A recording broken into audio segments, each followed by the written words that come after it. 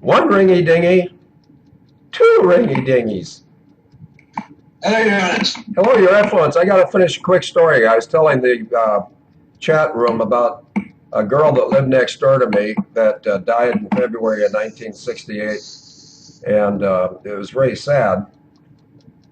Of course, I guess people dying is always sad for the survivors. Some of us are not afraid to go. What her parents did was when she died, she would have been a high school senior, so she was probably 17, 18 at the most. She was my next door neighbor at Ramey Air Force Base in Puerto Rico, and she got T-boned in a Volkswagen. And the car that T-boned her was only going about 15 or 20, but her father said to me in the front seat of their great big car, and his wife was next, they were using me as an emotional resource because they just buried Phoebe at Arlington Cemetery, I think. And they were on their way back to Dover Air Force Base, Delaware, and halfway back they were going by Annapolis, and they said, maybe we should stop in and visit Field. They didn't want to go home to an empty house. And I know how that is. I've done it on several occasions. So they came into the office at the Naval Academy, and Colonel Perry went to the office where they administer us and said, could you please have Field McConnell come down here? And he was in his uniform, and he was a colonel, and he was huge, like 6'5", 6'6". So they immediately woke me up from my nap. That's the truth, I was napping. And I went down, and I was expecting to see my father because I was told there's a tall Air Force colonel waiting for me at the front office. I got down there, and I'll speed this up. Basically, I went down to the front seat of their car just to help them remember better days when we teenagers were having fun. But when they told me the manner of her death, it was difficult to listen to. But one thing that I'll never forget and I'll always appreciate, they said, Field, we put some of her favorite things in the casket with her. And one of those things was your Madras shirt. I had loaned her a Madras shirt for a hootenanny, and apparently she never returned it, which is fine. That shirt is in Arlington, where my parents are. David, what do you want to talk about? Can you just remind me, Field, what your definition of sniff and taint was? Yes, SNIF, it's all capital letters, SNIPH, Standard Navy Intel Profiler Human, and Taint is tactical analysis involving naval treasons. And we revealed those tactics or protocols about 5 years ago when we were right in the middle of our book writing campaign. Over to you. Oh, excellent. So now, am I right in thinking that we used the character of Screw Fay to sniff the genitalia of John Deutsch, MIT thermodynamicist, to see if he was lying or not? And Noam Chomsky. But let's give credit where credit's due. The dog that was sniffing was Madame Screw Fay. Oh, yes. You want to spell Screw Fay for him? Because I refuse to spell things in French, but give him the English letters that make up Screw Fay. Okay, screw is S-C-R-E-W, and fay is F-A-I-T, which is the French word for done. So basically it's a metaphor for the dog, which has very developed olfactory organs. I think I taught you olfactory.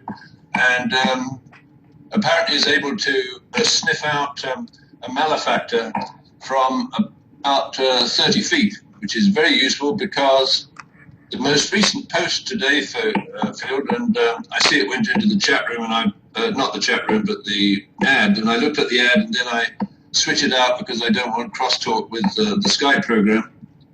But what Madame Fay, or her reincarnation, although to my knowledge she's still alive, has been able to do is to sniff her way into what we should now recognize as the tainted lab, or more specifically, the 9 Eyes tainted labs or laboratories where forensic investigations are taking place into the great crimes of the century, and it's quite possible that this technique of undermining justice stretches back to the foundation of White's Club in London in 1692, so it's got quite a pedigree. Anyway, I digress. Apparently, the FBI lab has been compromised, Field, and is tainted. Now, how long has it been tainted? Well, I think J. Edgar Hoover sensed that it had been tainted when he used the word the citizen or the individual is handicapped by coming face to face with a conspiracy so monstrous he cannot believe it exists. So my guess is that Hoover knew that his FBI research laboratories were tainted, and that every significant case where he put the FBI on to solve was in fact redirected by a force which perhaps he could only guess at. And one case might be what was done with the evidence associated with the John Benet Ramsey murder, or more specifically with your sister, who flew Timothy McVeigh to the Florence Supermax jail and put him inside Ted Kaczynski and who was the other guy, Ramzi Youssef, which is creating the University of Crime. And she flew the lad in her United States Justice Prisoner and Alien Transportation System. And she also flew evidence of the Oklahoma City bombing down to the FBI lab, which apparently was then controlled by Robert Hanssen, which is kind of negligent of the FBI because Robert Hanssen was a spy and they allege he was spying for the Russians. Of course, he wasn't. He was spying for the British. But I digress. So taint and sniff. Taint is a verb to taint, to take an organization that ostensibly is used to gather evidence of a crime and present that evidence to the authorities to see if there's sufficient material to justify a trial for murder for hire. And this lab in France, at Le Bourget, is a very interesting lab because they handle all the evidence associated with the crash of Air France 447. And unfortunately for the bad guys, Le Bourget is the venue for the United Nations Climate Change Conference, which has attracted about 120 useless parasitical leaders who know nothing about meteorology or physics, but they've come together to aspire to impose a carbon cap on humanity. I think they're going to come home. I think they should come home to a firing squad. Maybe I'll just digress there and say, what do you think of having a firing squad waiting for the delegates returning from Le Bourget? Over to you. It's a good time to digress because it's almost time for the prayer. And I'm ready for it, whether my throat is or not. I just put up a gambit in the chat room. Attention, UK agents. I'll explain that later. It's time to say a prayer and then have 90 seconds of silence for Colonel James Sabow, who was killed by G.H.W. Bush and Jeb Bush. They probably think we don't have enough nerve to say it like it is. This reading is from 1 John 3:1. How great is the love the Father has lavished on us that we should be called children of God, and that is what we are. The reason the world does not know us is that it did not know him. Everyone in the world should know him when they see the sun come up every morning, which it's done since the beginning of creation. 90 seconds for Colonel Sabow, please. Sabow.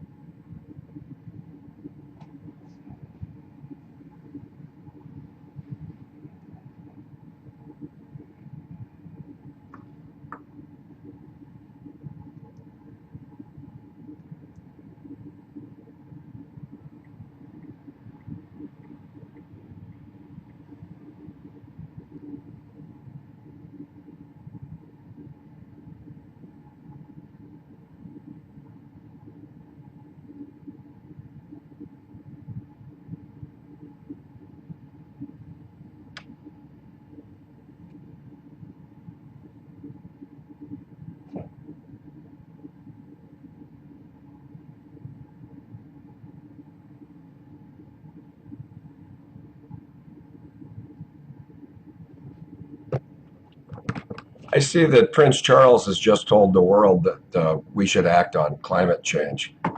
This is the same guy whose ambition 20 years ago was to be a TAMPON, and he's giving us advice. David, over to you. Yeah, it's pretty staggering. So I've just popped in the title line for today's post, 2525. White's Club Taint in Nine Eyes Labs. Bourget caps while Serco hacks. AF, that's Air France, 8A nose up stall.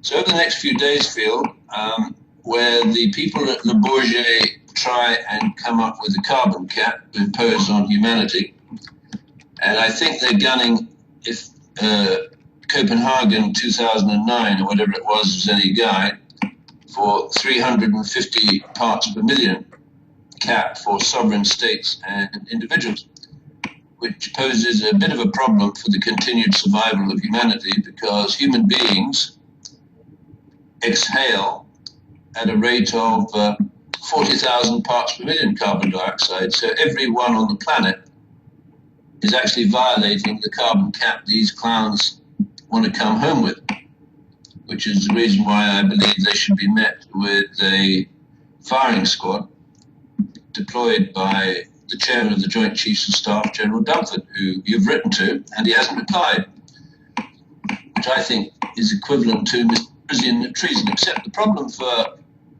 misprision of treason is you have to find someone in this benighted hierarchy you call the United States government who is a legitimate receiver of such information.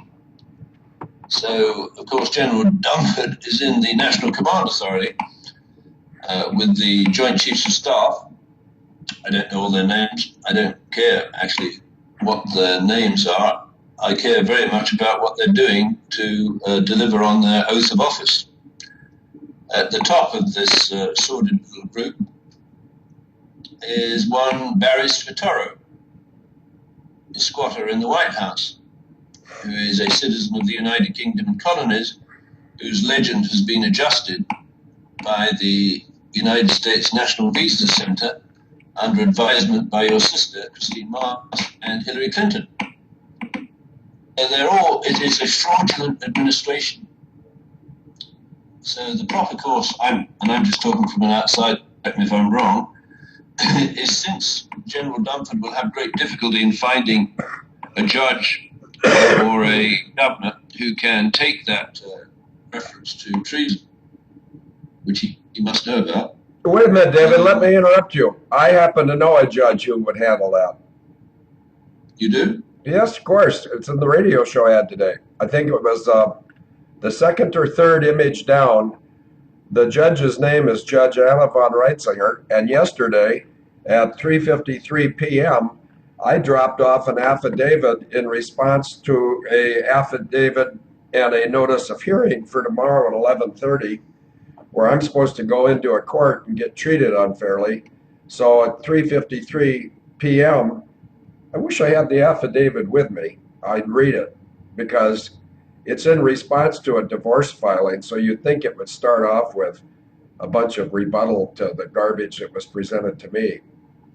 But it doesn't. It starts off by saying, in 1967, I was registered at Punahou School as Field McConnell, United States citizen Christian. Statement number 2 on my affidavit, which is part of the court record now. It's already in the file. The file number, if you're interested, is Pierce County Circuit Court, case AF 15, no, case 15 AF 178. And it just dawned on me, if I'm correct in recalling it's 178.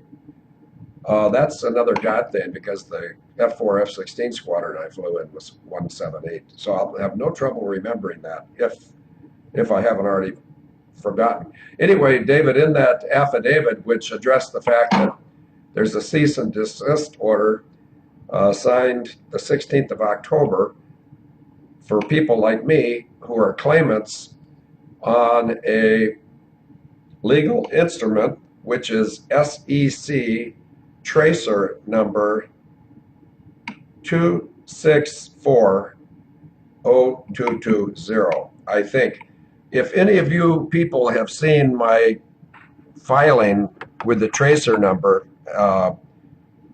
you can correct me if it's not 2640220. But the point is, in the legal, and that's been presented to the Securities and Exchange Commission, anyone in the Department of Defense, anybody who is a bar attorney or a judge, has been ordered to cease and desist in basically any communications with myself and the other plaintiffs unless we commit a injury on another human.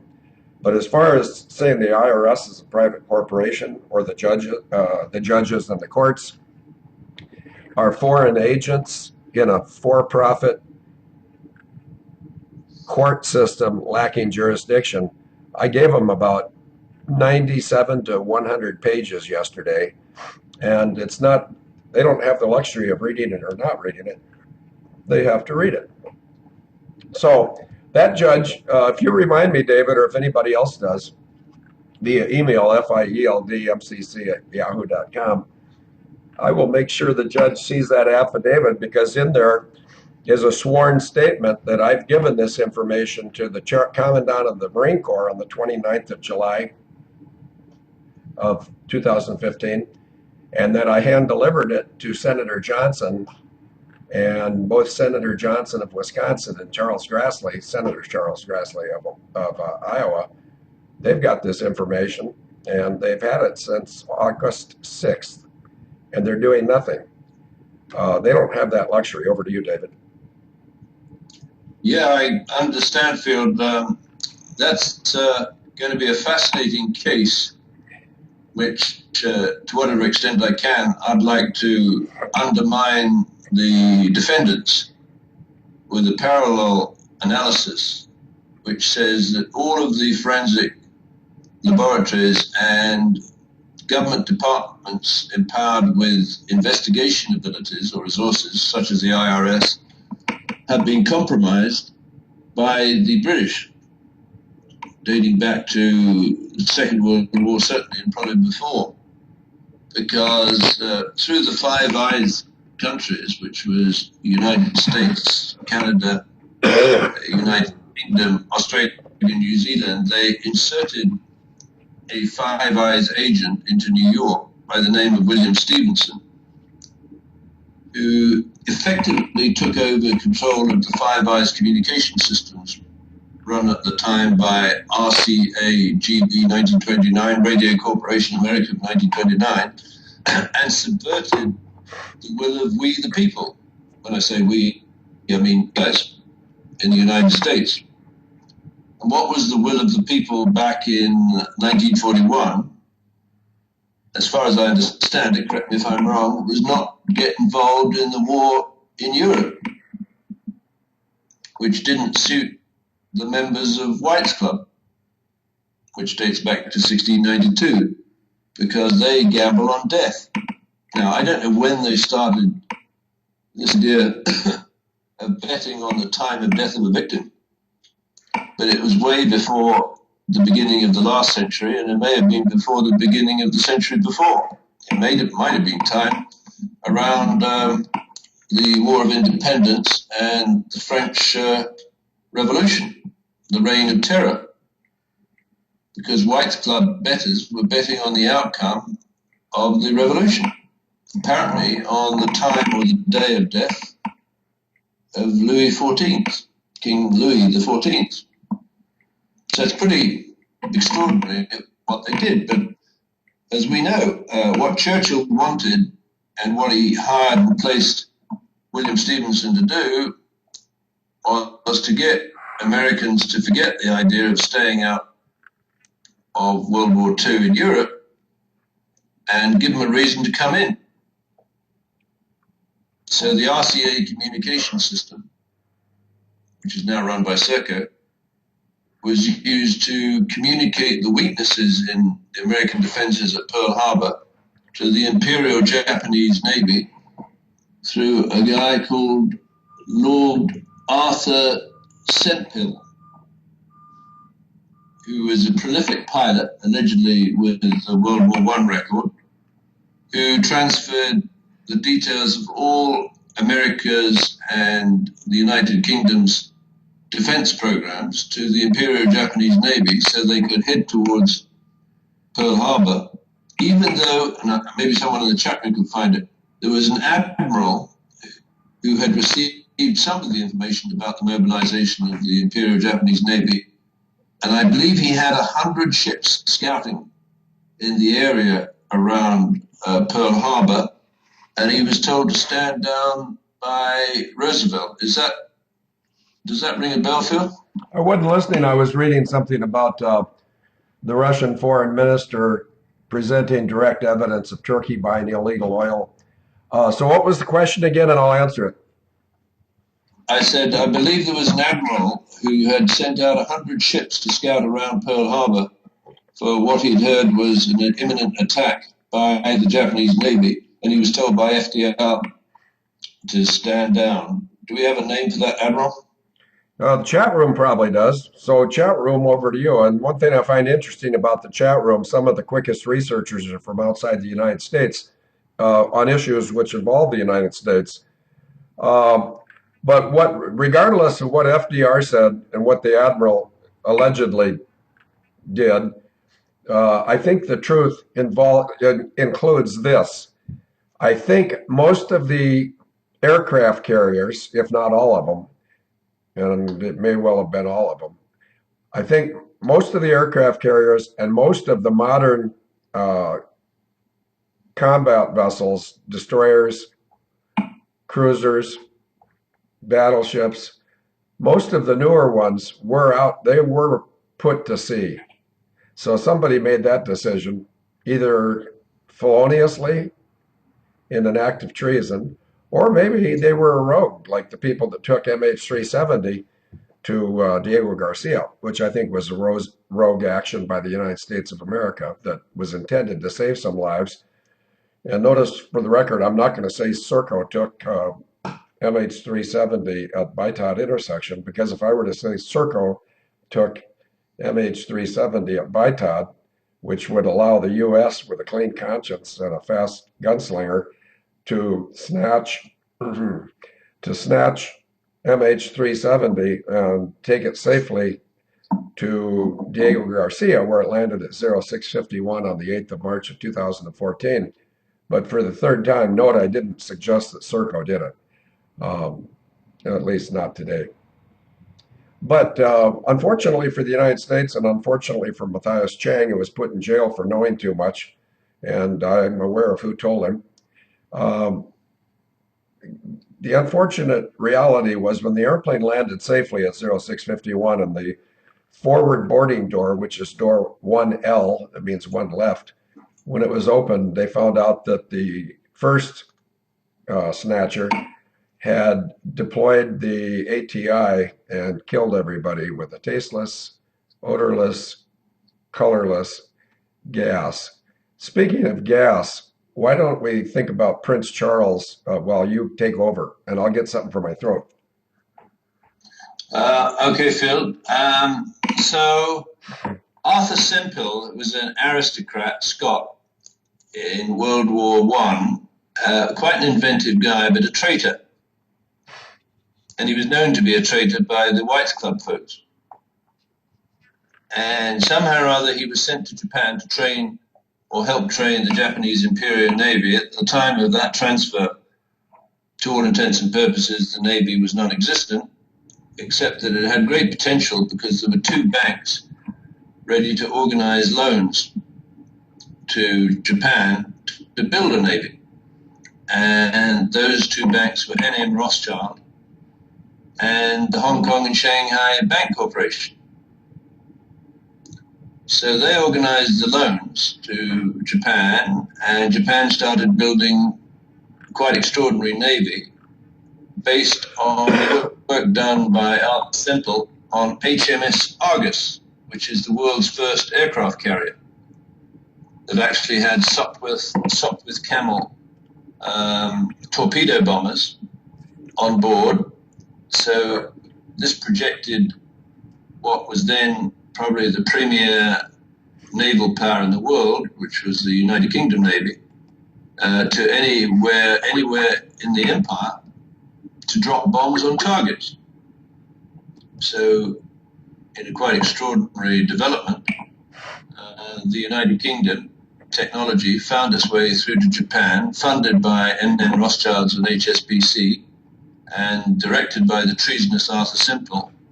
And having found out what weaknesses were available at Pearl Harbor in the American defenses, and having had FDR stand down the admiral who was scouting for the Japanese Navy, they were able to attack Pearl Harbor and bring American people into the war, World War II.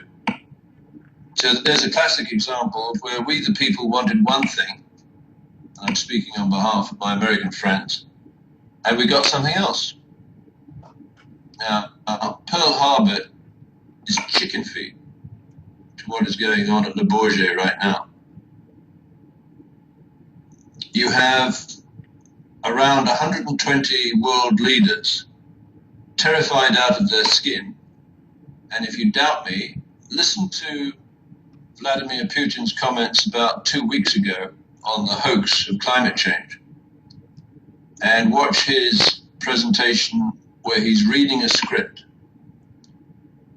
at the Le Bourget Climate Change Conference. And in my opinion, he is white with fear. Let that sink in. Vladimir Putin, considered to be KGB and a fairly tough guy, is terrified. Now, what makes him terrified? And for that matter, all the other folks showing up at that conference. Well, the British and White's Club have actually authorized the development of improvised nuclear devices at the atomic weapons establishment. Improvised devices, it's a different technology, of course, similar to the kind of developments that Arthur Simple transferred to the Imperial Japanese Navy for the attack on Pearl Harbor.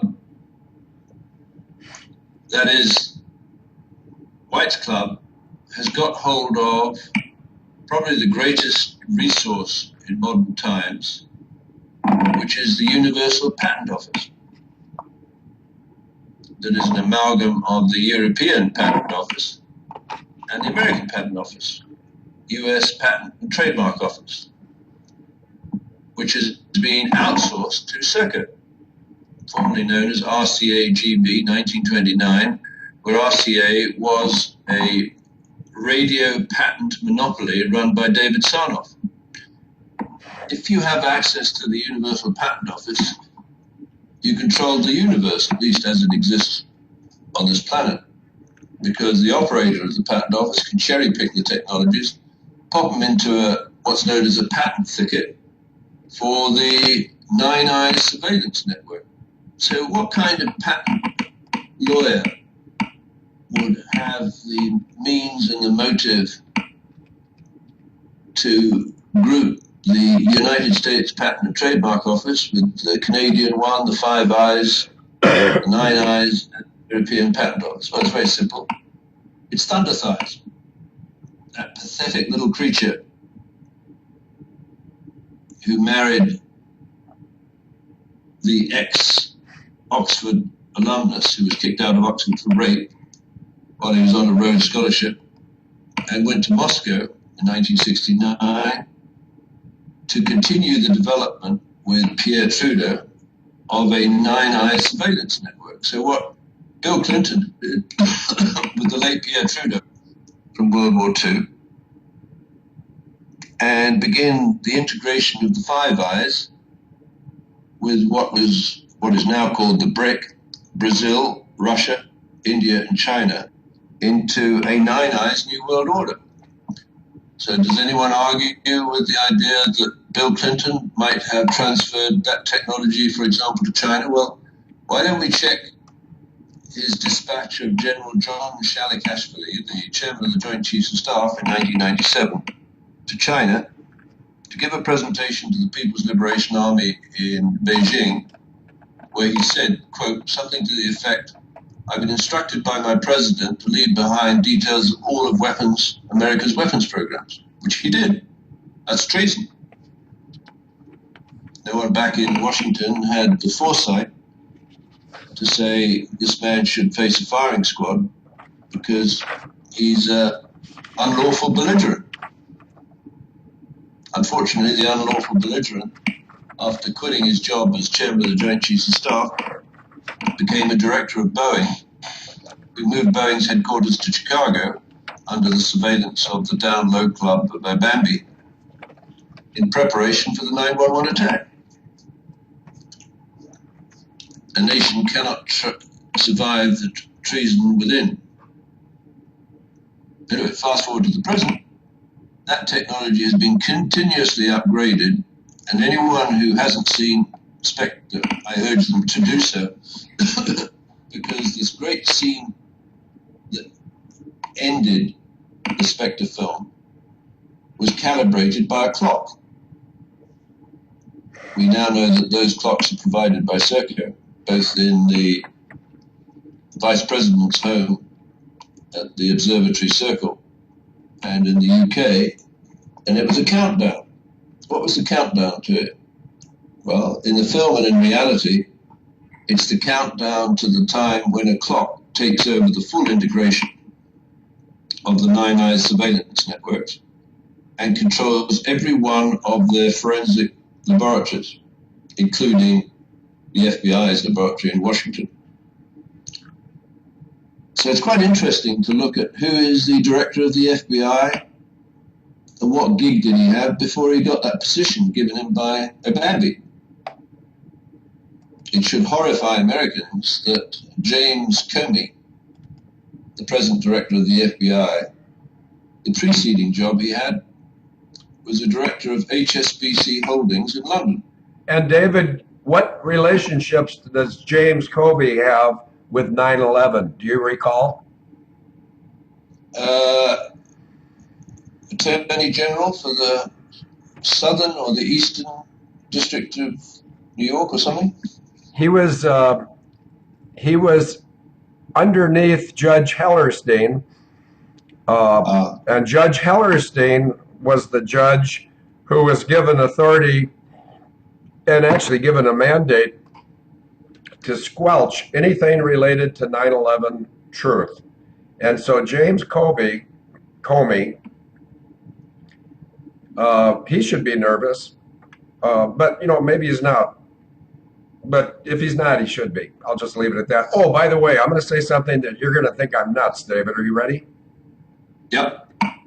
Excuse me, I know that you're nuts, so go ahead. Did you say show me some nuts? No, I said I know that you're nuts, whatever you say, but keep going. I had a guy who I know, and I know his background, in a calm conversation last night. He said, "Would you like me to kill your sister?" And I told him, I said I wouldn't want him to get himself in trouble. But if he thought he was capable of getting to my sister and killing her, he might just save the United States of America. Now I'm making that public statement in a recording. I really did have someone offer to kill my sister, and he's got the background to do it. I'll leave it at that. But if I were any of these people that have been abusing the citizens of the United States of America, not the corporation, but the republic, I wouldn't think, if I were one of these creeps, I would not assume that life is going to go on as per usual. And I also would really suggest that no E-4Bs are airborne on the 7th of December, which is 5 days from now, just based on something a bluebird told me. And if you want to know about bluebirds, in fact, never mind, I'll put it in the chat. I'll show you if you want to find out about bluebirds. For instance, how do I know that the KC-46 tankers being built brand new by Boeing right now, how do I know they have French autopilots in them? Bluebird told me. David, over to you. Wow. Well, that's pretty amazing, Phil. And I think it is important that the folks engaged in the carbon capping conspiracy in Bourget, recognized that whatever their decision, they are now the target of we the people, whoever that is, because in a sense they're trying to defraud God. Now, I may be operating out of my comfort zone there, because I don't know what God in most religions has in mind as a fate for these people. Oh, I But do. I'm enough of a scientist. I do. In fact, let me find it right now because I believe it's written in. I know exactly where it's written. It's written in. No, I don't know exactly where it's written, but I believe it's written in Hebrews 10. In fact, I'm sure it's in Hebrews 10. But I'm answering your question, so I've got the answer coming. But before I do answer it, I want you to repeat the question so we get this in the proper order. Romans 10:32 is where I'm looking, if I can find it. Sorry, there's Romans 10:32, I believe. 10, okay, 32, 32, 32. Nope, it's not 10:32. Uh, David, just you want to know what God's going to do to his enemies? I'll find out. I know what. Yeah, I'll Do you want find. to look and I'll do a little more yakking?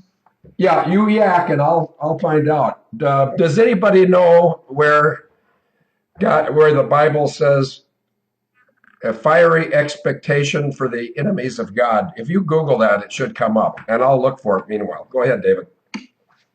Okay, well, again, I don't want to pull the stripes from what is, after all, a gift of a great education, which I received in mechanical sciences at Cambridge University, where I specialized in applied mathematics, thermodynamics, and physics, where thermodynamics is really the science of hot air, waste, and chaos.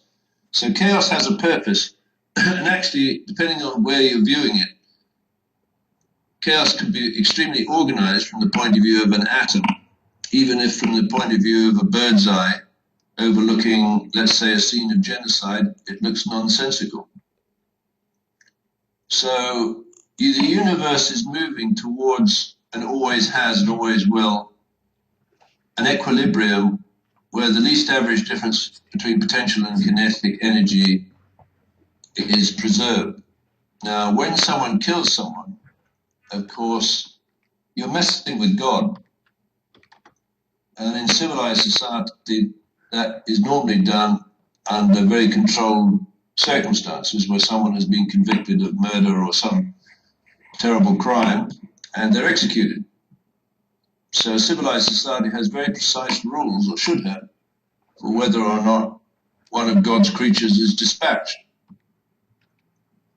But things change when the person who is about to be dispatched, or may be dispatched, is engaged in what is known as spoliation of evidence, which actually introduces chaos into a forensic laboratory,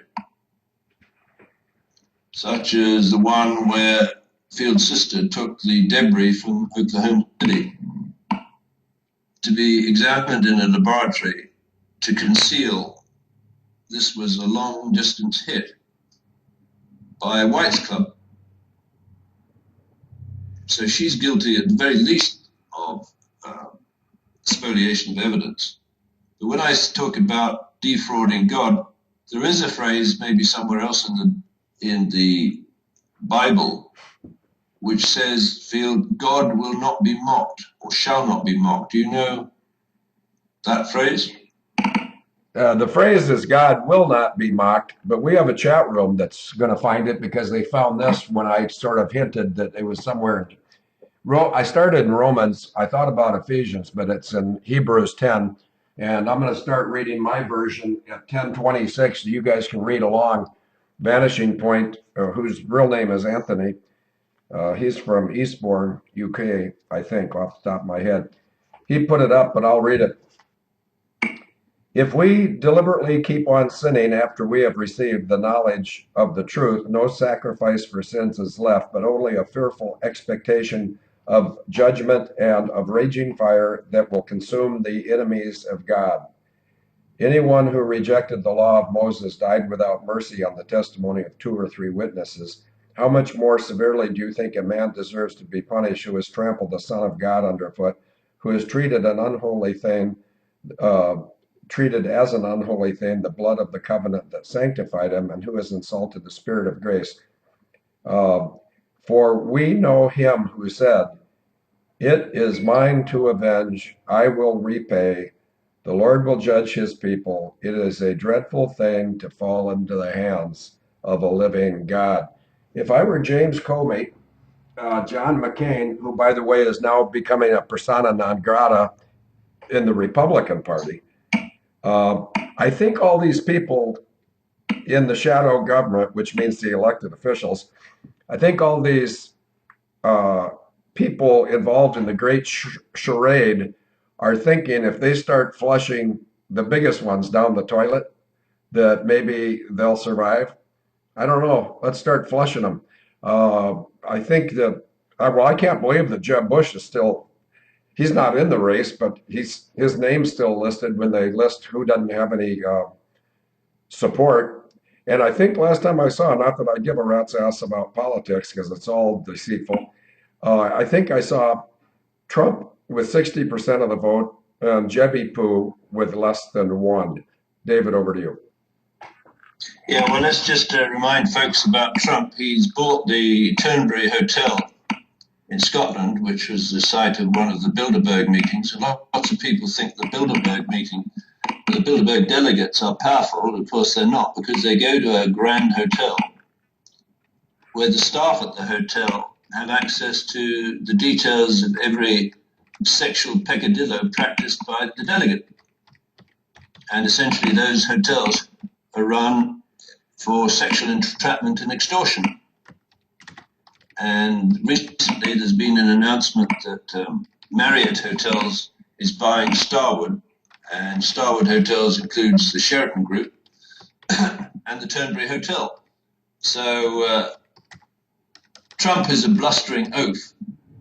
And what Americans should ask, including the people who think they want to vote for him, is how does a guy like that cut deals with the New Jersey mafia and get to be the owner of a whole bunch of hotels and casinos, one of which, and I think it's called Trump Entertainment Resorts, has been in and out of bankruptcy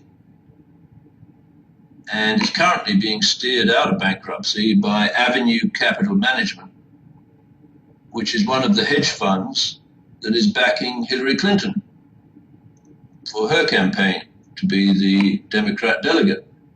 So these characters, and I believe all of them, are terrified, with the possible exception, and I'm not harking on that, of Ben Carson, because I don't think he's the kind of guy who looks easily terrified from me, are being manipulated either through fear or bribery or terror or sex into not rocking the boat, because these people at White's Club, they want to maintain control of the White House. Now, there's a character in the movie Spectre, which I always found had an interesting name, and his name was Mr. White. Odd name. The others were sort of mafia-type sounding names. I don't want to be rude to the mafia, but ended in O and I and Tometti and Scagliali, etc., but I think that was a decoy, because the mafia is not at the top of the stinking pile. It's White's Club, dating back to 1692, that's controlled the opium trade in the 19th century and the banking system through HSBC and NM Rothschild.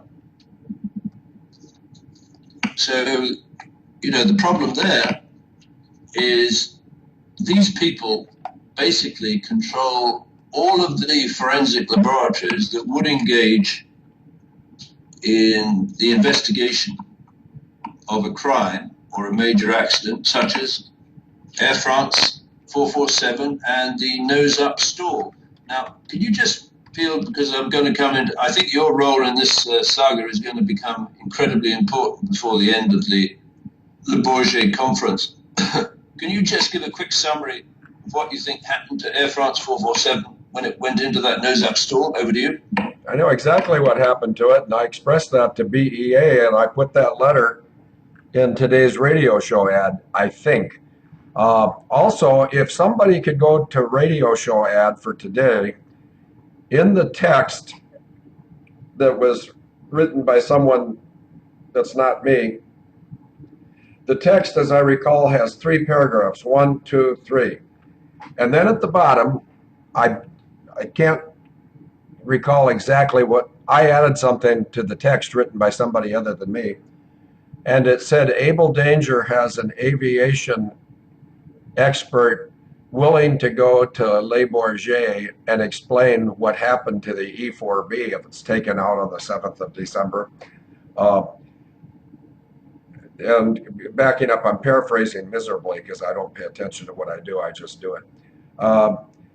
I basically said that Abel Danger has a well-traveled expert willing to go to Le Bourget, but preferring to go to Moscow or KAZAN.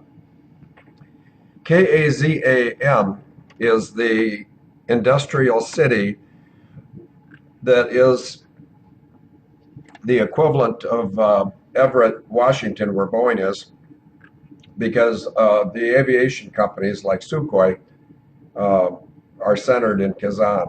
And have I ever been to Kazan? Abra, abra, cadabra, I want to reach out and grab you. I don't know. I'll think about it. I'm drinking water, by the way. Wish it was something else. Like, let me think of that Filipino beer. Dave Oaks. Never mind, David. You wouldn't have got it anyway. San Miguel's. Over to you, David. Oops. David turned his mic off. Okay, sorry about that. So just put in another paragraph for today's post. AD asserts that White's, that's White's Club, possibly even Mr. White, although I think the Mr. White in the Spectre movie was actually the nickname for David Cameron's father, Ian Cameron, who was the chairman of White's Club right up to the time of his death. I think that was 2008 or 9. AD asserts that White's Club sent David Cameron to Le Bourget to remind delegates to the United Nations Carbon Cap Conference. Let me repeat that. They like to call it the Climate Change Conference, but in fact it's focused on one parameter, and that's the measurement in parts per million or percentage of carbon dioxide in the atmosphere. So it's bogus. They're not interested in sulfur dioxide, they're not interested in sulfur monoxide or carbon monoxide or particulates. They want this carbon cap because it's an easily acquired measurement for the level of human and, let's say, industrial or economic activity in a given geographical area that might need to be snuffed out. Hey, David, can I interrupt? David, can I interrupt you and direct you to the chat room? Yes. Somebody take a look. There's one of the lowest pictures is a picture of MH370, and I didn't misspeak. Above the picture of the Boeing 777 that's red, white, and blue and bent, do you see a comment by Agent 66? Brazil plus Air France 447 plus BUAP plus TCAS plus Field McConnell, right? Yes, and it goes on to say if Le Bourget triggers a TAC nuke event or a strike against a wide-body Airbus in the time frame 6 to 11/2015, consider this letter. And there's the letter that I think you alluded to last night when you talked to me. It's a letter from me to a bunch of Air France and French BEA, which is FAA. And the comment that I put, this must have been on a picture. In fact, I'm going to ask Agent 66 where she got this. I wrote it, it appears. The truth of the demise of all souls on board includes the fact the captain was in the CRF with his girlfriend as two, I hate this thing, it scrolls up. The captain was in fact in the CRF. That means crew rest facility. With his girlfriend as a two inexperienced, they certainly were, and apparently incapable, they prove that, allowed the A330 to be taken out. Google Le Bourget France plus Air France plus Airbus, excuse me, Le Bourget France plus Airbus plus Air France 447. Then Google 2011, my name, Tardivat plus BEA plus Air France 447 plus Stuart Dench. What we've done here, David, over the course of the last 9 years, and it'll be our 9th anniversary in 4 days. That would be Sunday. Sunday will never be the same. I lost my Sunday love. She won't be back again. Anyway, back in 2011, I sent that letter to Air France and the French BEA and SNPL, which is the French Airline Pilots Union. And what did they do in response? Absolutely jack shit. Does that bother me? Nope, not at all. It's called laying a foundation. So now what we do is we say that the window for the strike is 6 to 11 December, and we refine it and force multiply it by adding in a second strike against a military wide body on the 7th of December. And if they want to ignore that, they might as well send 20,000 more troops to Syria and Iraq. In news within the last few minutes, and I'm going to ask the chat room to please give me a time when the news story came out. Apparently, Lumpjaw and Light Loafers are calling for 20,000 troops into Iraq, and they want 10,000 of those to be forward deployed to Syria. I think Lumpjaw and his queer girlfriend should just STFU. Yep. Yeah, I know what that is. You do? Well, good boy. Over to you. Okay. Second paragraph, today's post. AD asserts that White sent David Cameron to Le Bourget to remind delegates to the UN Carbon Cap Conference. And I'm substituting carbon cap for climate change, because that's a better and more precise definition of what the United Nations is trying to do at Le Bourget, that the Bureau d'enquête et d'analyse pour la sécurité de l'aviation civile, gosh, my pronunciation is good, BEA lab has been hacked by a Serco long-range hijack group. So the question for Americans is, how long do they think Serco has been operating a long-range hijack group for White's Club bettors? Well, you have to go back to the previous name for Serco, which was RCAGB 1929, where these turkeys, and remember RCA stands for Radio Corporation of America, underline America. So let's not pretend that there were not American conspirators working with UK conspirators in the startup of RCAGB in 1929. Let's not pretend that RCAGB 1929 was a branch office of RCA in New York, because actually it's the other way around. Radio Corporation of America, New York, was a branch office of RCAGB 1929 in London. And the reason for that is, what was the preceding technologies and patents that were grouped together and stolen into RCAGB 1929? It's the Marconi patent, the wireless telegraph. The wireless telegraph by Marconi was introduced to the public at a presentation, I think it was in 1901, at Toynbee Hall, which was a pedophile brothel run by the Oxbridge elite for the purposes of entrapment, where they groomed young boys to become telegraph boys so they could run very important and valuable messages about intended assassinations or the collapse of a crop somewhere in the empire into the London Stock Exchange, so that a small group of insiders and elite could get extremely wealthy, including people like Sir Ewan Cameron, who made use of his money to finance the militarization of the Imperial Japanese Navy.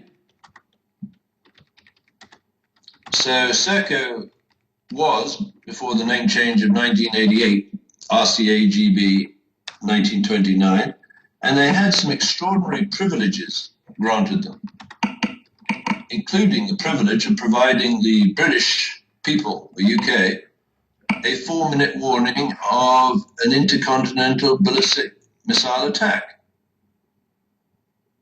So what we should be asking Americans, and particularly General Dunford, is he aware that RCAGB 1929, now called Serco, has the same privileges of giving insiders in the United States government warning of a 4-minute nuclear attack?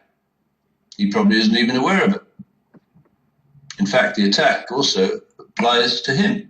Hey, David, can you rabbit on about that 4-minute warning while I go to the bakery? Absolutely, Phil. I'll be back in 2 minutes. What are you going to have, incidentally, so I can salivate? I'm going to have McCain's ass and that light loafer guy, too. Or did you mean from the bakery? Yeah, exactly. I don't like the sound of, well, let's not go there. It's a term in the United States. It means he's dead in the water. I'm going to get something in a white bag so the people can try to guess what's in the white bag when I get back. And I'm going to get some coffee for my throat. I'll be right. JJJ. That's a very nice picture you just posted. Okay, David, over to you. Well, that's very scenic. And incidentally, I understand that I might be getting my belt soon. So anyone who's put that project together, I give you 1,000 thanks, and I'm absolutely delighted. And I'm telling my lady friends, as few as they are, that they're going to have to pay to sit beside me. And then I'm going to flash the number on my belt buckle. But is that a diversion? Who knows? But anyway, going back to today's post, we're facing an existential threat to the survival of the sovereign state at this meeting at Bourget, because if sufficient numbers of delegates are terrified enough, they're going to come up with a legally enforceable carbon cap, which, if it's anything like what they attempted to do in Copenhagen, will be around the figure of 350 parts per million. Of course, this is where God is being mocked, because the background carbon dioxide in the atmosphere is 389, of which 19 parts per million has been contributed over a long period by human activity, which, because engineers and scientists like myself are cleaning up emissions, is actually coming down rather than increasing. And the temperature, average global temperature, is, I think, 12 degrees centigrade. And there's only one time in geochronological order, which is the end of the Carboniferous and the beginning of the Permian, where both the temperature and the carbon dioxide have been at a minimum. Repeat, minimum. Normally, the temperature of the Earth bounces, I believe, between 14 degrees and I think 22 degrees. And carbon dioxide percentage, or parts per million, actually went up to 7,000 parts per million. And in geochronological time, there is no correlation between temperature and carbon dioxide. There is correlation, however, in the oscillatory path or trajectory of the sun around the Earth. And that is called the precession of the equinoxes, and the cycle is completed every 100,000 years. So when the sun is close to the Earth, and that's a function also of sunspot activity, it's warm. And when the precession goes out to the extreme edge of the ellipse, if that's what it is, it's cold. And the correlation there is nearly perfect. Every 100,000 years, you get that cycle.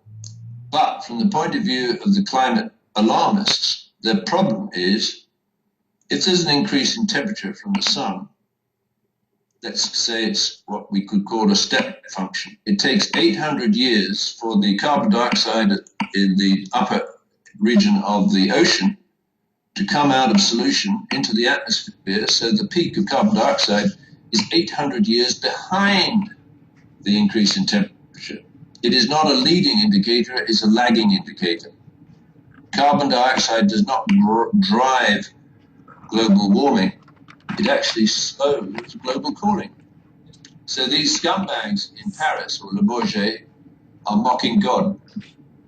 But for that process and the endless numbers of interaction in the biosphere, etc., this planet would not be habitable.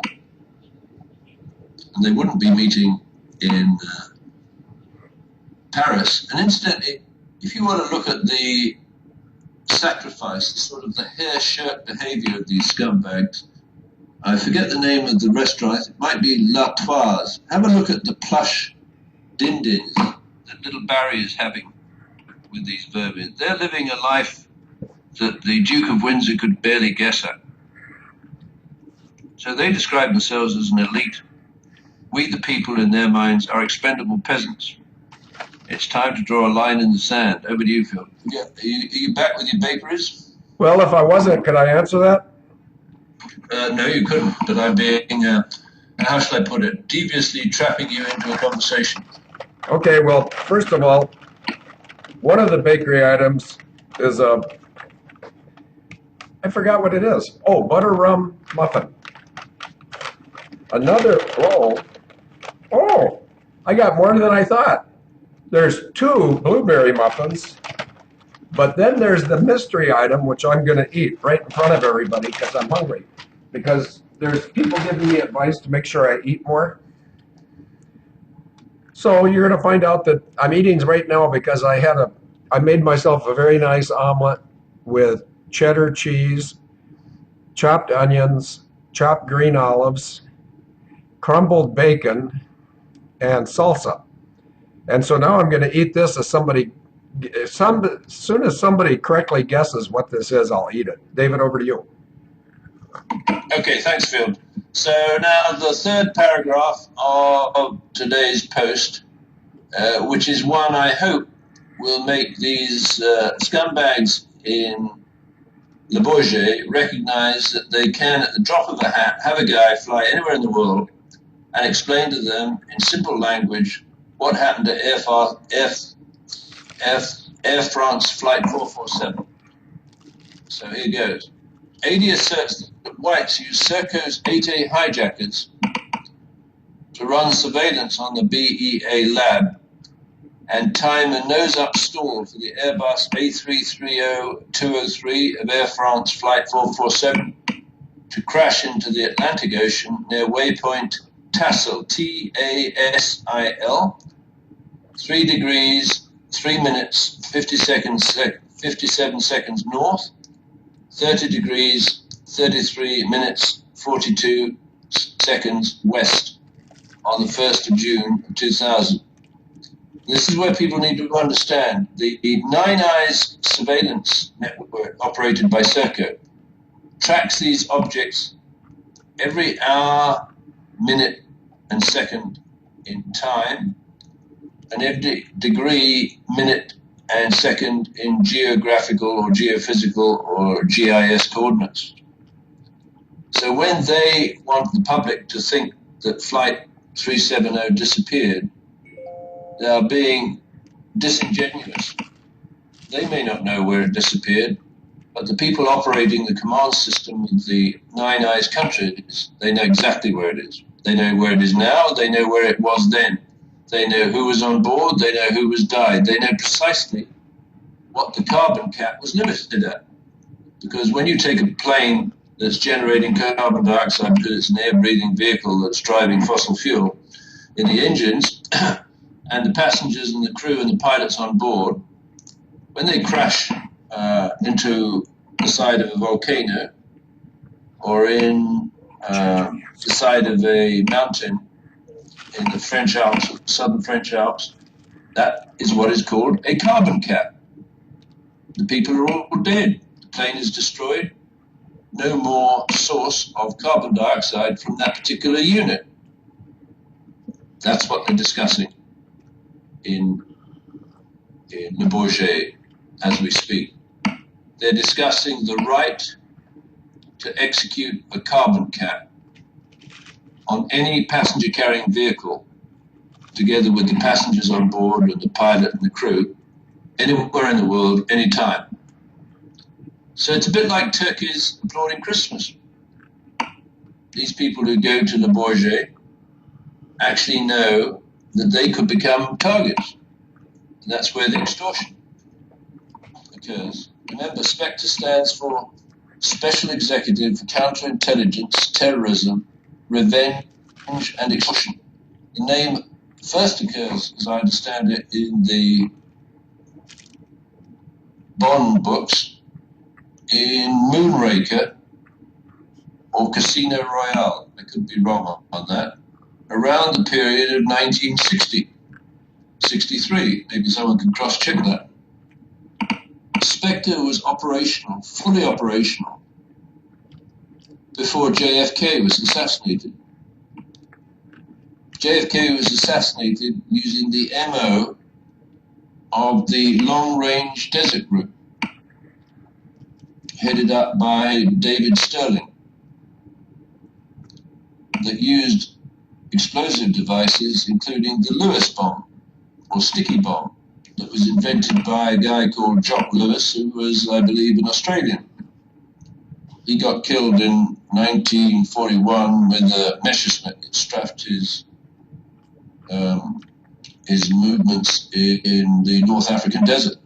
Sticky bomb was very simple. It was a pound of high explosive, or plastic explosive, together with a quarter pound of thermite that would be stuck on the underside of the wing of a German or an Italian plane in the North African desert and detonated remotely.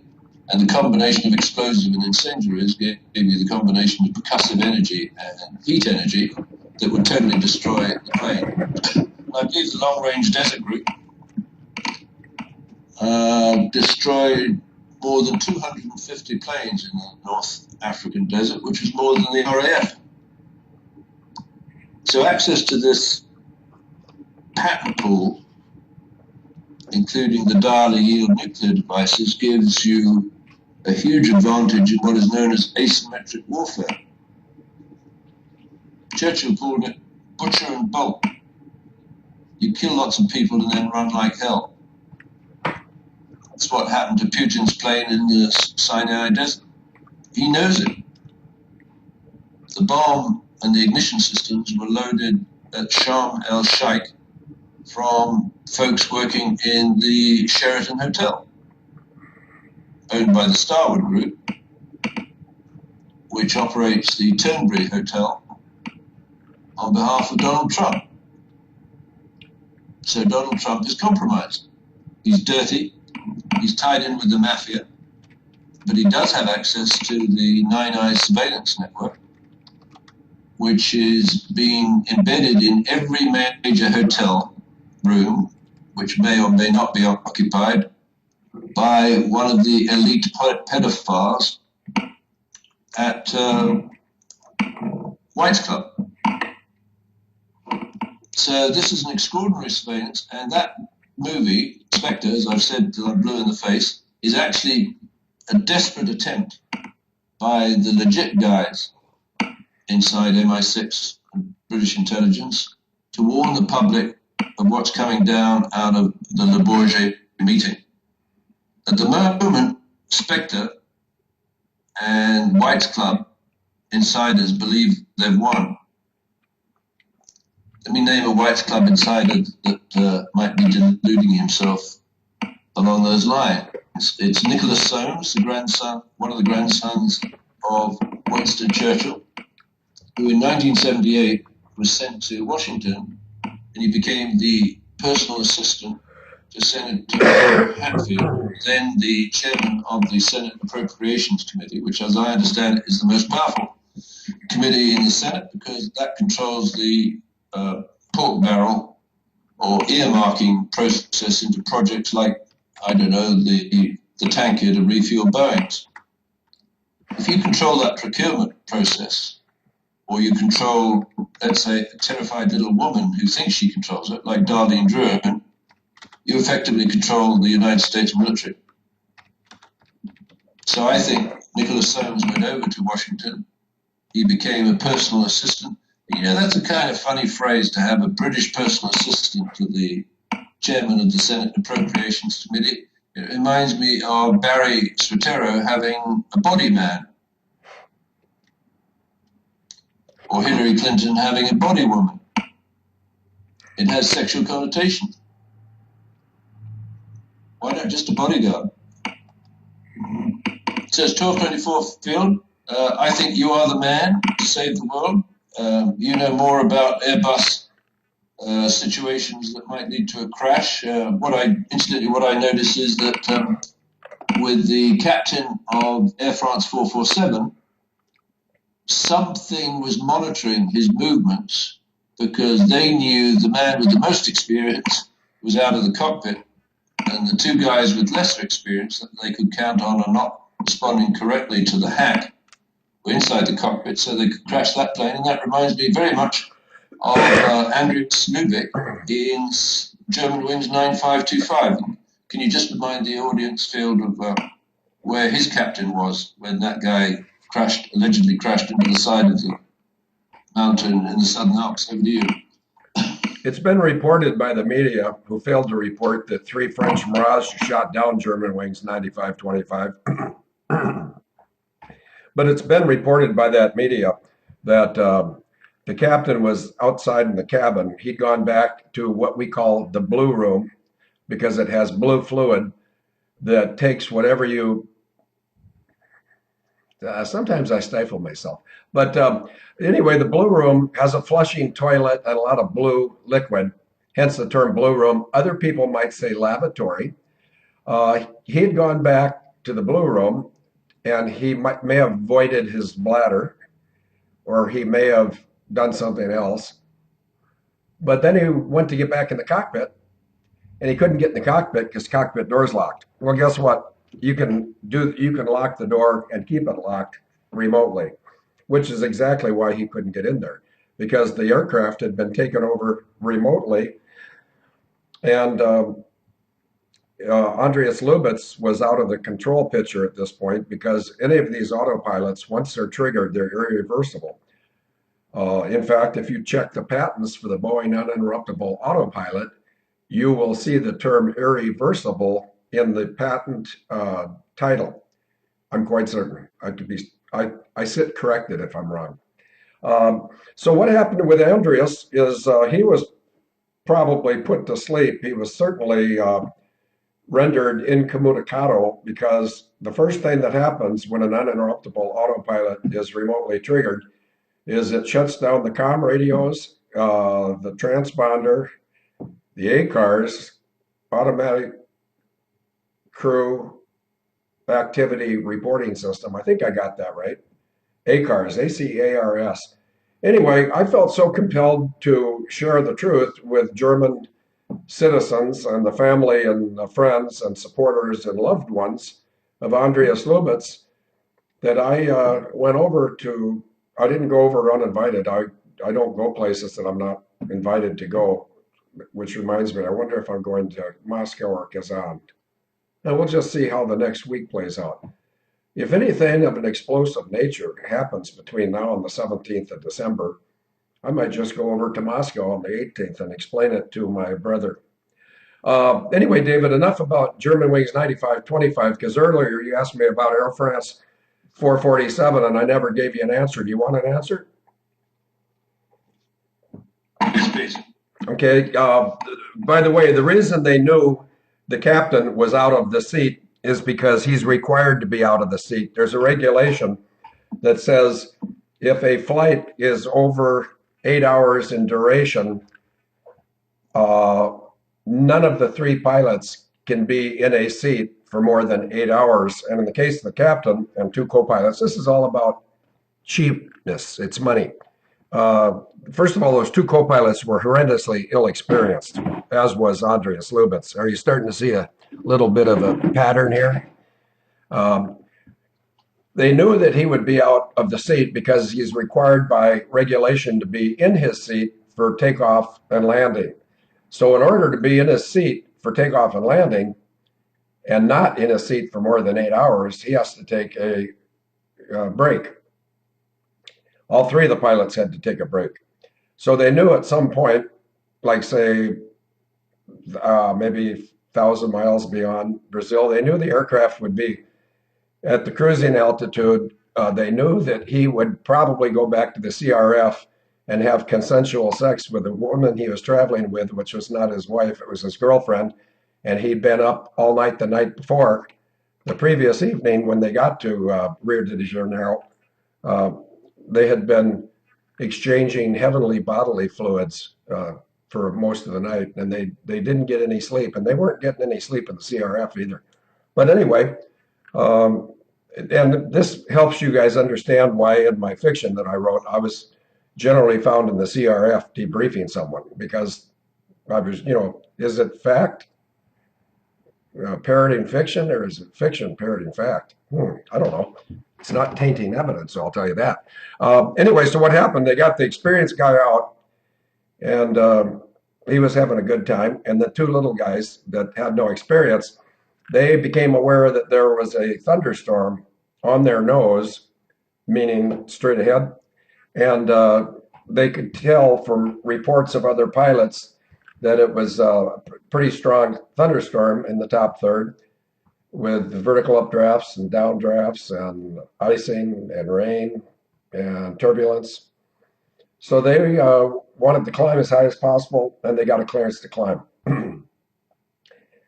Then they realized they weren't on top of this thunderstorm, and they were not going to be able to top it because they were already at the maximum altitude for their gross weight. And I can't remember the number of knots between the slow speed stall and the high speed stall at that altitude on that day, and it really doesn't matter, but that's what they were dealing with. It's called coffin corner. Coffin corner means if you slow up a couple knots, you're going to stall. If you speed up a couple knots, you're going to stall. And so then I believe that they asked to deviate left or right. In fact, now that I think about it, they wanted to deviate right at the thunderstorm. And the controllers couldn't approve it because there was a TAP, that's Portuguese airliner coming.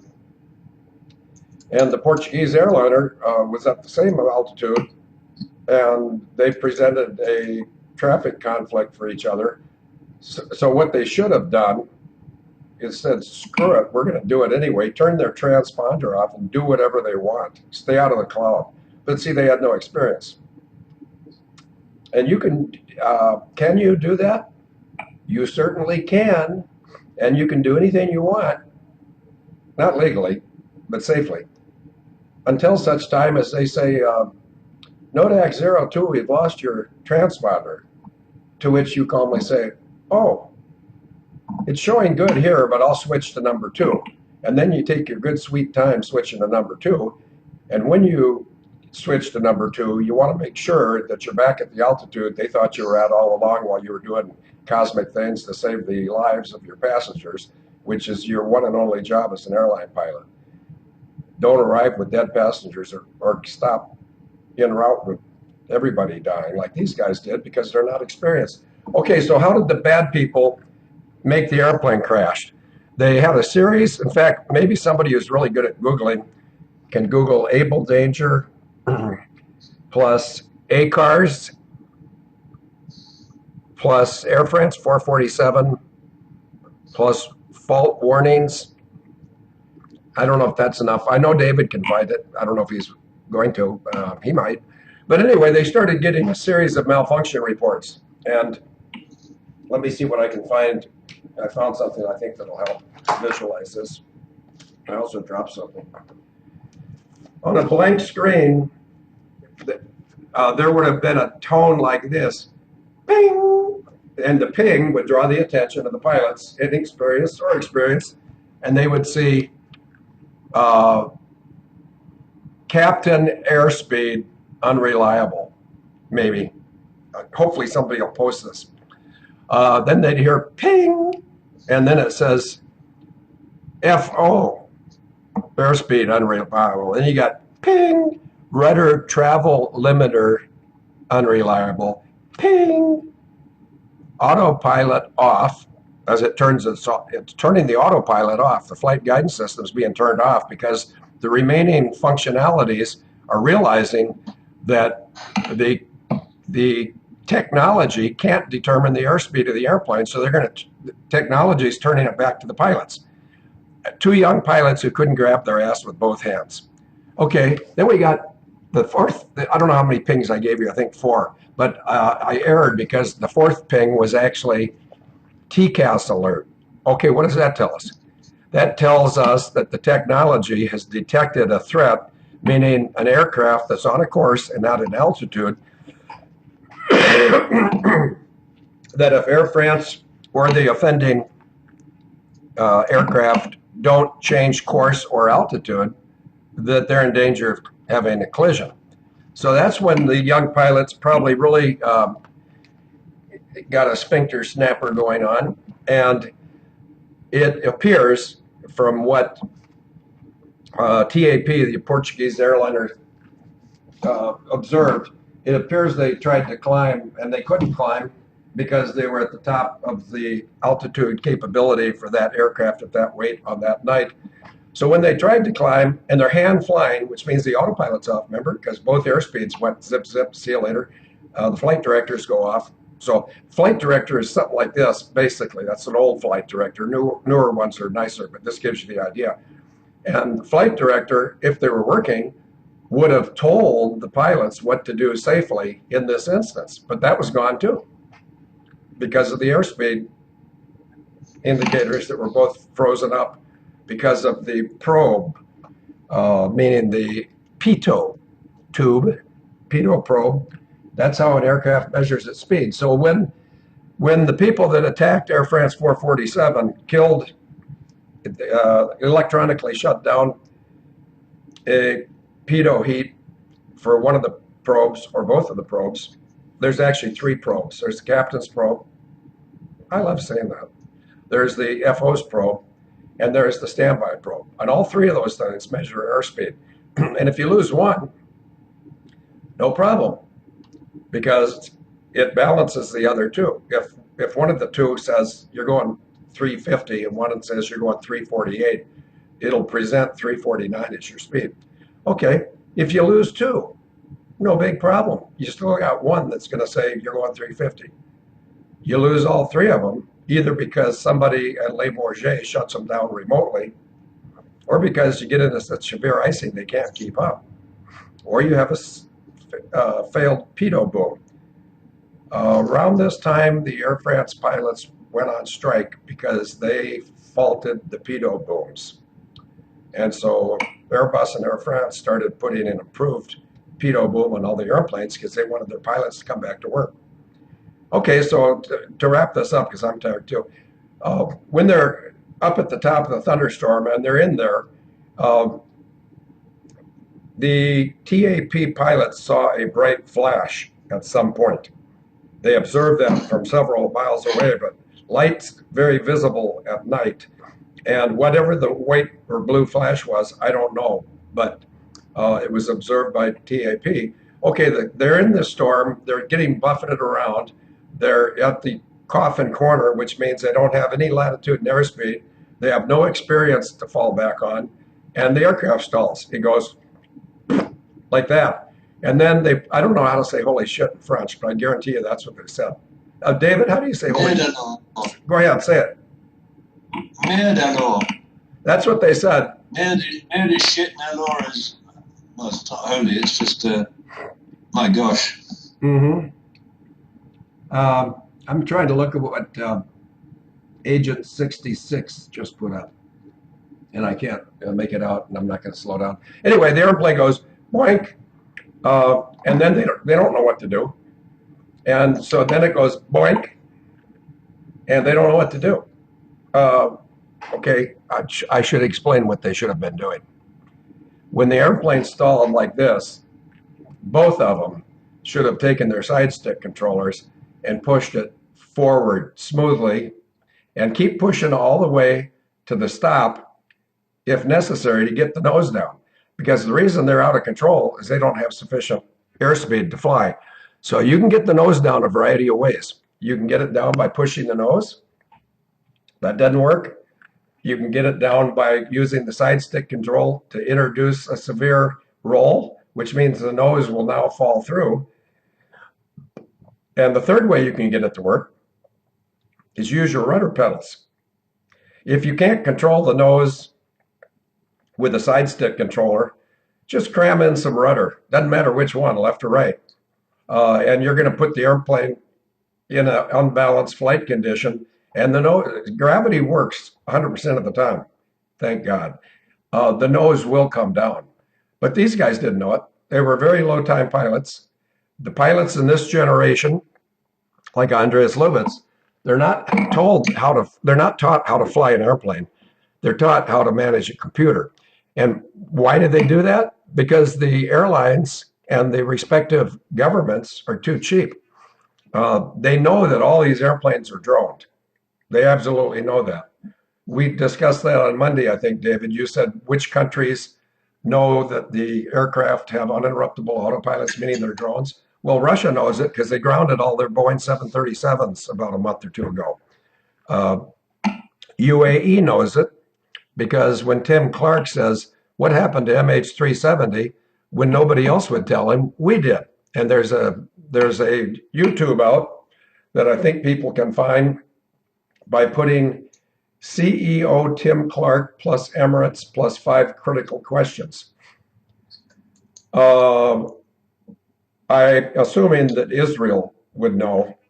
I know that Germany knows because when they got brand new 747-400s in 1996, a defense official named von Bülow joined with the Lufthansa and said, we're really not happy about these Boeing uninterruptible autopilots. So we ripped them out, and we had Luftwaffe, the German Air Force, their engineers designed a similar flight director system, and they installed them in brand new Boeing 747-400s. Off the top of my head, I think it cost them $800 million to do that. But at least they don't have their airplanes falling out of the sky yet. Does any airline in the United States of America know about the uninterruptible autopilots? One does. I'll leave it at that. What are they going to do about the uninterruptible autopilots? Well, if anybody from Boeing happens to be listening to this radio show at any point, they can contact me and they could tell me what type of uninterruptible autopilots are being put in the brand new KC-46A Pegasus tanker. And if I find out that they've taken the French autopilots out and replaced them with a US made component, I will feel very well used for the last 9 years exposing this evil. And it was on December 10th at 21:59 and 10 seconds, I think, that I reported to Boeing, FAA, ALPA, FBI, Navy Intelligence, and some other offices that I think it's time we clear the skies because Boeing aircraft have illegal parts installed. There's nothing wrong with the part. What makes them illegal is the pilots have never been told of the existence of these parts, and they don't know how to react if the parts are triggered remotely. And so how many aircraft have been destroyed by a combination of UAP, uninterruptible autopilot, and FADEC? Well, 4 of them on 9/11. 14, the Russian Metrojet became the 14th, so it's no longer the Baker's dozen. So you got 4 plus 14, that's 18. Plus you got a CF-18 at Lethbridge, Alberta in 2011, I believe. You have an F-18 at Oceana, Virginia in, I used to be able to remember the date. I think it was April of 2013. I could be wrong. But these airplanes are going to be continually used to extort and gain revenue until someone like the BEA, the FAA, who I've told personally, I've sent them messages personally, and they don't give a rat's ass. But you know what? It might be time that Vladimir Putin exposes to the world how his Metrojet went down and why he's upset with the FAA and the French BEA for not ensuring that the traveling public of the entire world is made more safe. And I applaud CEO Clark. He's addressed the problem. Putin has addressed the problem. Matthias Chang got put in jail for exposing the problem. And he's out of jail right now. I think he's expecting he'll be put back in. But see, I don't know how Russia and Malaysia get along. But if Russia wished to find out who should have solved this problem in addition to the FAA and the BEA, he might have some pretty severe questions for Malaysia to answer, because Malaysia knew on the 8th of March of 2014, Malaysia learned where their aircraft went and how it got there. So, David, did I explain Air France well enough? Yeah, no, that's fantastic, Field. And there will be a time in a forum, perhaps not of our choosing, where the public at large can hear that through the mainstream media. And then it's, well, I've said that it's game over many times, but I do think we're approaching a watershed. And just by way of explaining why I think Vladimir Putin surrendered in between saying that global warming was a hoax and now reading out, the parrot sketch from Monty Python, Le Bourget, they killed one of his friends, actually a very important friend. His name was Michael Lesin, the former head of media affairs for the Russian government, had been staying at the Hotel Dupont, where he was found Thursday dead. Police are investigating. I'm sure they won't find out how he was killed. And I think British intelligence likes using the ricin capsule that they fired into a guy called Markov and killed him, I think, way back. But Michael Lesin, that's interesting. He founded Russia Today. Russia Today probably helped us as much as anything by doing that video of the biggest company you've never heard of, which exposed Serco, although they didn't use those words, is basically the operator of the Nine Eyes surveillance system. So that would have brought a lot of attention, unwanted attention, by the people who control Serco, which is White Club. And I think that accounts for his death, and it also accounts for Putin saying, hey, I'm just outnumbered and outfought here because they can take down a plane like the one in the Sinai Peninsula, they can kill my friends, and they have an improvised nuclear device at the atomic weapons establishment controlled by Serco and Lockheed Martin, even prior to not World War II, 911, where, of course, on 911, the former Lockheed Martin Vice President, Norman Mineta, was Secretary of Transportation, and Lynn Cheney, who was a director of Lockheed Martin, was in the Presidential Emergency Operating Center before her husband.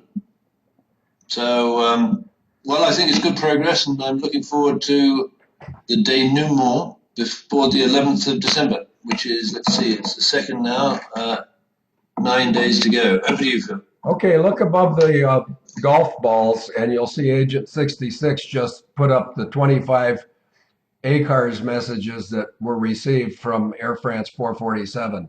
And these spread over 1 minute and 17 seconds. The first thing that went off was the autopilot.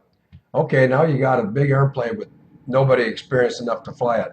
Then you get auto flight wind shear detection fault. Okay, you're going into the top of a thunderstorm, you're going to get wind shear, so they turn that off too. Then flight control alternate law. That's a biggie because you're not in normal law, so you lose a whole lot of protections. In other words, the aircraft will protect you from a lot if it's a normal law, but an alternate law, it will not do that. It's degraded somewhat significantly, by the way. Flag on captain PFD, primary flight display, speed limit. Okay, so that's indicating the captain's airspeed indicator is starting to question itself. Flag on co-pilot's PFD, primary flight display, speed limit. So now both of these, both the left and the right cockpits, don't have a clue as to what's going on with the speed. The next thing that goes off, auto flight, auto thrust off. Oh, lovely. See, the auto thrust maintains a selected Mach number when you're cruising up high. It maintains it very accurately, very smoothly, and there are no pilots that can surpass it in performance. So once it goes off, no matter who the pilot is, you're gonna get degraded performance, unless it was me, because I cheat and I don't give a rat's ass what the airspeed is. I know you need to go down, you need to create less lift, you need to get more speed, and you don't do that by asking permission. May I please go down and get more speed? Nuh-uh, you turn the transponder off and you go down and solve the problem. Okay, I'm almost done, David. Flag on Captain PFD Flight Director. That's saying, remember when I did this? That's the flight director. Captain on co-pilot, flight director. Flight control rudder travel limiter fault. Oh, lovely. What that means is there's a thing that controls your input to the rudder so you don't twist the aircraft tail right off. Okay, let's stop right there. Anybody remember the big piece of the aircraft that was found floating? Let's back up the tape. The rudder travel limiter limits the inputs the pilots can manually make with their rudder pedals so you don't twist the tail off. Gee, I wonder why Messieurs Tardier and Dench didn't listen to me 6 years ago, because we reported this to them. But I guess they're too busy having vichyssoise. Next, maintenance status EFCS 3. Okay, David Veach just put it up too, and there's a big red button. David, do you have any closing comments?